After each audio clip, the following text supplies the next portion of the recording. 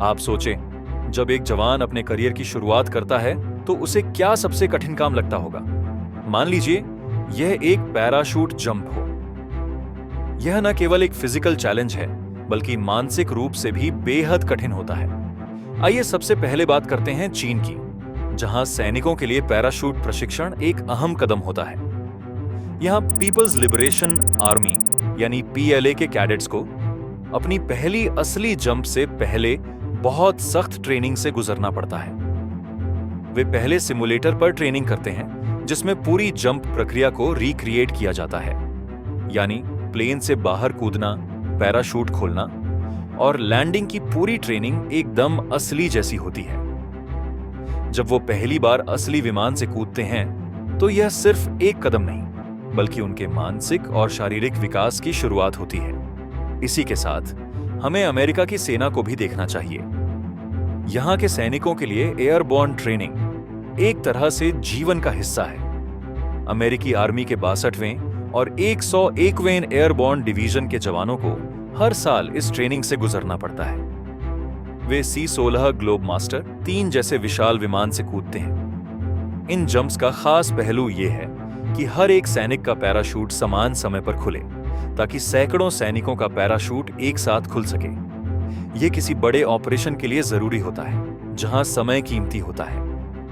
अब जब हम बात करते हैं पैराशूट ट्रेनिंग की, तो जरा सोचिए कि यह ट्रेनिंग असली युद्ध में किस तरह काम आती है। जब बात आती है भारी उपकरणों और वाहनों की, तो पैरों पर चलने से ज्यादा जरूरी होता है हवा से इनका त्वरित आपूर्ति। अमेरिका की सेना ने एयरलिफ्ट ऑपरेशंस में महारत हासिल की है।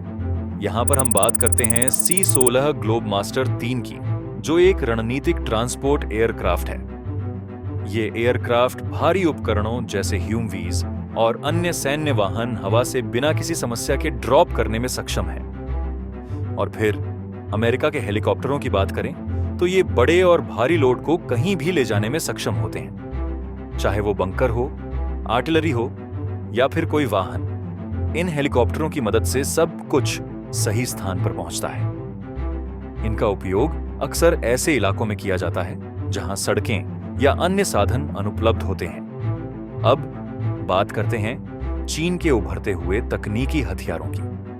चीन ने कई नई टेक्नोलॉजीज पर काम किया है जो सैन्य दृष्टिकोण से बेहद प्रभावशाली है। इनमें से एक है भारी माल ले जाने वाला ड्रोन TWW-765। यह ड्रोन न केवल 2 टन तक का वजन उठा सकता है बल्कि यह अत्याधुनिक तकनीक से लैस है जो उसे सटीकता के साथ काम करने में सक्षम बनाता है। और सबसे खास बात, यह ड्रोन बिना किसी पायलट के सिर्फ सैटेलाइट नेविगेशन सिस्टम से चल सकता है। यह कम दूरी से भी उड़ान भर सकता है और जमीन पर कोई रुकावट न होने पर पूरे उपकरणों को युद्ध क्षेत्र में पहुंचा सकता है। चीन ने अपनी एयरफोर्स को और भी तकनीकी रूप से सशक्त किया है।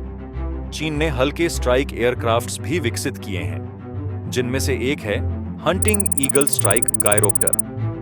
ये एयरक्राफ्ट उन क्षेत्रों में ऑपरेशन करने के लिए बिल्कुल आदर्श है जहां भारी विमान या हेलीकॉप्टर काम नहीं कर सकते।